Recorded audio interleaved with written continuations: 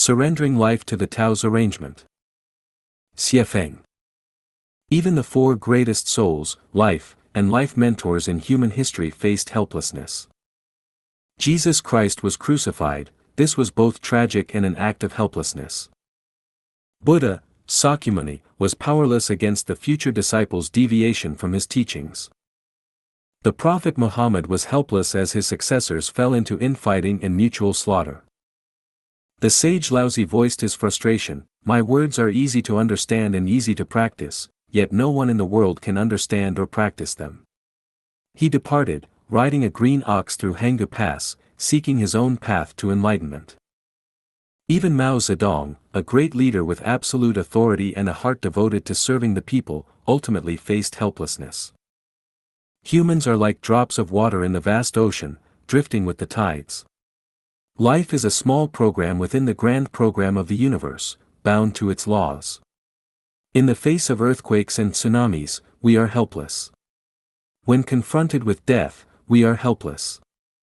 In parting from our loved ones through life and death, we are helpless. And in the face of the changing times, we, too, are powerless. All we can do is accept life as it comes, adapt to our circumstances, act in harmony with our nature, and seize opportunities as they arise. 64 major factors shape the trajectory of our life. When these combine and rearrange, they create billions of possibilities. Our limited lives cannot grasp all these mysteries. Even the mighty Monkey King could not escape Buddha's palm. Instead of struggling in vain, it is wiser to follow the Tao. Surrendering our lives to the Tao's arrangement is the wisest choice. Let fortune and misfortune, longevity and premature death, be guided by the Tao. Leave hardship and adversity to the Tao. Don't force anything, don't cling to anything, don't envy or covet, don't resent the heavens or blame others. Do not become discouraged. Instead, praise the sun and the grass, drift with the breeze, move with the water, and find joy whenever you can. Treat each day as if it were your last. Does this sound too passive? No, this is the path to ultimate freedom and happiness found in returning to simplicity. The mountains remain the same, the rivers still flow, the green hills endure, and life leaves no trace. Sitting in the shade of a tree, legs crossed, drinking wine and chatting about life's simple matters, we immerse ourselves in the Tao, blending into the fabric of life. We seek neither immortality nor wealth, we mind not narrow paths, nor care for others' judgments. With a clear conscience, we watch the clouds rise and fall, and we find peace in the stillness of our hearts.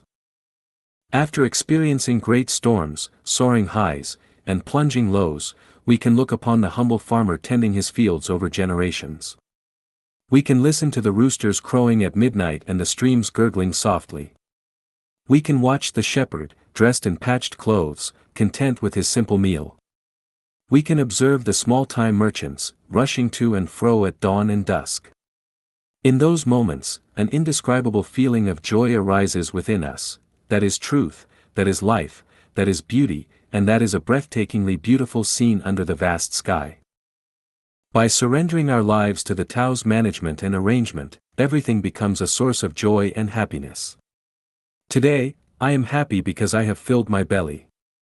Last night, I slept well, and I am happy.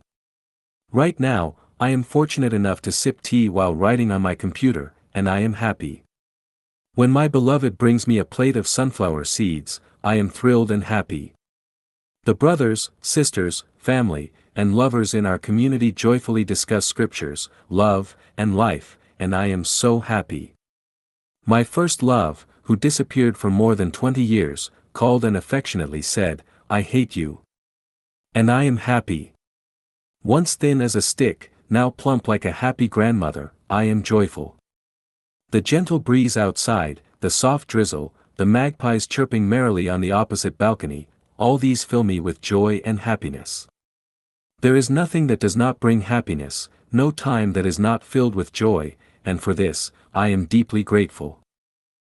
We have always sought the Tao, only to discover that the Tao is not far from us. The Tao does not abandon us. Fish are in the water, people are in the Tao. The Tao is within us, around us, in our daily lives, in the myriad forms of existence, in the ever-changing phenomena. Walking in accordance with the Tao is to gain the Tao. To immerse oneself in the Tao, surrendering to its guidance and arrangement, is to gain the Tao. We no longer strive to control anything, nor do we fantasize about a successful life, desire to live ahead of others, or hope for a better life than others. We no longer exhaust ourselves trying to possess anything.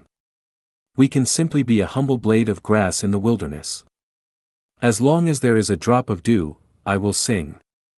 As long as there is a breeze, I will dance. As long as there is a ray of sunlight, I will shine brightly. And when a few birds fly across the blue sky above my head, I will be filled with joy and bless them. I came from the Tao and will return to the Tao. From simplicity to greatness is easy, from greatness to simplicity is not. The journey, the striving, the climbing turn out to be a descent, a return from complexity to simplicity, from luxury to plainness, from age to innocence, from the many to the infinite. Am I foolish? Perhaps. Am I not foolish? Perhaps. When we feel sad and troubled, when we are anxious and restless, when we are heartbroken by life's difficulties, or when our desires are unfulfilled and we furrow our brows in frustration, why not simply surrender our lives to the Tao's management and arrangement? It will open up a new and magnificent picture of life.